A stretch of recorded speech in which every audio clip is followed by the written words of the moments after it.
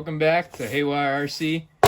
And right here is the engine for the HelLST, which I ended up taking out. The HelLST's been running okay.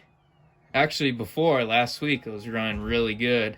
And then today, I was actually running in the snow. I was going to make a snow video, but it turns out the engine just, I don't know, just got tired. It's running hot, wasn't very powerful, and it was making popping noises, which is... Yeah, guys, so what I decided to do today is I'm going to just go ahead, tear it apart. Also, if you can't tell, I got new tools. Pretty sweet. Yeah, you just saw me do that. That was pretty sick. Anyway, so the plan with today's video, just go through and check out the engine, see what's wrong. There's definitely something wrong. I think one of the issues might be the pinch. It was still low last week. Anyway, guys, so let's take off the cooling head. Obviously, the cooling head. It's a bit scratched. I flipped it, unfortunately. Oh, wow, that's wicked oiled. Yeah, guys, so here's inside. No scratches, nothing. But I can feel there is absolutely no pinch at all. I think it's time that it's going to need a new sleeve. Anyway, so I'll go ahead, take off my pull starter. I just rebuilt this, by the way, so I'm even more bummed. I just put on a new spring, and yeah, now the engine's trash. I wouldn't say trash, but it is tired. It's not as powerful as it used to be. Alright, so take off the pull starter. Yeah, it's brand new inside. There's nothing really to look there. One-way bearing works real good. Alright, go ahead, pop these guys off. I gotta say, these tools make it a lot easier. Oh, maybe not. Wow, those are torqued down. Alright, back plate comes right off with these. Here's our one-way bearing. That's all good. Everything's really oiled. Even though, looking at it now, this is actually oxidized. Yeah, so there's inside the crankcase. As you can see, the crankshaft's got a little bit of a rust coating too on it. Oxidized a little bit. That might be from sitting. Yeah, this thing just spins over with ease. With ease, that's all one finger. I think I'm gonna have to put a new sleeve in this for the way I want it to run. Alright, let's take off this little thing. I gotta say, I won't stop talking about these tools. These tools are great. I've been using Allen wrenches ever since now. Alright, so I got the carburetor off. It's got a little bit of a leak on that O-ring. Might just need to seal it up a little bit better, I don't know. O-ring's new. This is a brand new carburetor. Alright, while the flywheel's still on, I'll pop off the sleeve. What I usually do, take a zip tie, shove that thing in there, and then crank it over. It's already working, look at that. If you need a little more help, just bend it like that, and stick it through again. Man, that thing is on there. And be careful, because I actually ended up breaking the zip tie. That's nice. But I got enough to probably pry that out with a screwdriver. I usually don't like doing that, but this thing's pretty stuck on there. And that's the most I can get with the zip tie. I'll drop some oil down there and see if I can get it out. And just nice and gentle, it's able to free its way out. I can just do the rest by hand. Okay, I got the sleeve out. Quickly take out the piston while we're at it.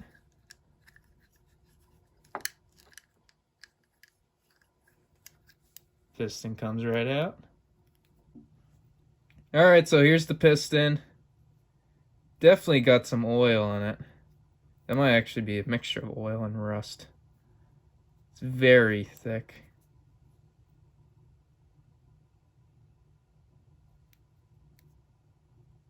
But you can see on the side of the skirt, I haven't really been running it lean. Usually you can see some marks. But it looks pretty good to me. Connecting rod Connecting rod's real nice. I'm gonna go ahead and just clean this up. Clean up the whole engine. It's pretty gunky. Maybe that's why it's been underperforming. See the ports? The ports are pretty gunky. Clean those up. Inside sleeve. Like, nothing really stands out. No major scratches. You can see on the side where the piston travels, though. It's definitely pretty worn. Really see how worn it is. Better to see it from underneath. Go ahead and feel the pinch. There's no pinch when it's warm, but I might as well see if there's... Oh, it's actually got a decent amount. Actually, that's pretty easy. Maybe not. Yeah, that's the most I can get it.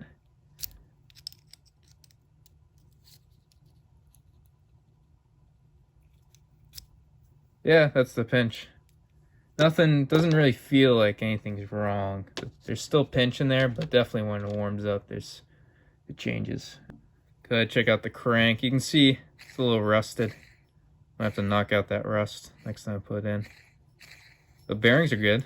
Bearings spin with ease. Alright, now go ahead. Take off the clutch. Check out the shoes. I just put on brand new shoes, so there should be no wear. Yeah, as you can see, still breaking in actually. Just the tips are hitting, not getting full contact yet.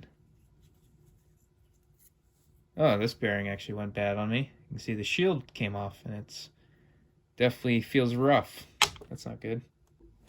Alright guys, go ahead, take off the flywheel. Flywheel is off. Go ahead, take out the, oh, wow, that came out very fast.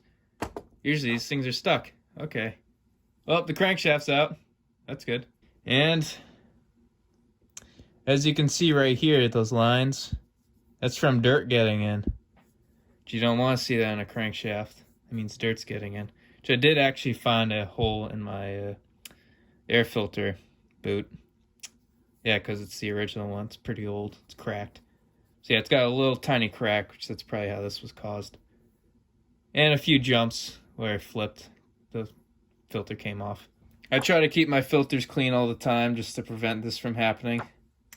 That's why I gotta frequently clean your filters, because dust will get through it eventually. And inside, it's clean. Well, there's oil residue everywhere. It's gunky. But I'll wash all that out the best I can. I also have a dual seal bearing in the rear. That was a later mod I did. That's really it though. Yeah, everybody. So everything is it's looking okay, but it's old. There's no damage. It's just from wear. I think just from the constant high RPMs this thing's been getting, it's finally worn down. I'm trying to think when I first got this thing. It was... I don't even remember. But I've only put in, I'd say, 3 gallons of fuel. And now it's showing signs of wear. I'll give it a second chance and put it all back together. But if it's the same as it is now, then I'm gonna just rebuild it. Go ahead and take another look at everything.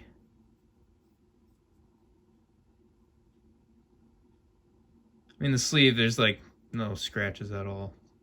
Thing's great. Crank. Definitely see it's oxidized.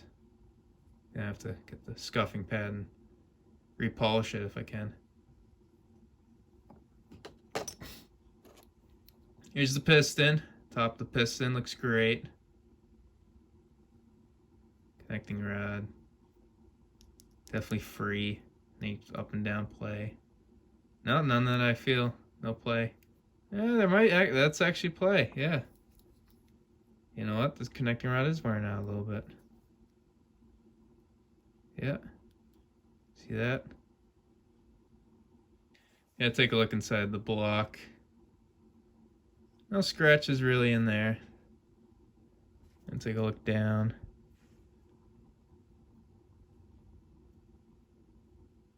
Definitely have to clean up the ports. Ports are pretty dirty. yeah, guys, so it looks like I'm gonna have to just wash everything up. I'll put it back together. I'll do a test run later. I don't really have time to do that, unfortunately.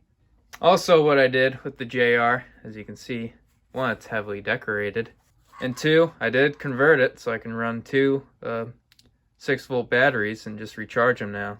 Which thankfully now I don't have to spend half my money on AA's, so that'll save me some money. Yeah, unfortunately, guys, that'll be it for the video. Just a quick little... I mean, well, was this quick? It's medium. It's alright. I still have no clue what could have been causing the popping sounds. It sounded like a misfire. And I still don't know, because it's not like there's any metal or this thing was eating itself apart. Anyway, guys, thanks for watching. Hope you enjoyed the little engine teardown. I'll have another video of me reassembling it all nice and clean. Ready to go. Yeah, guys, thanks for watching. I'll see you later. Hey, HelLST goes. I've come to burn nitro and kick ass.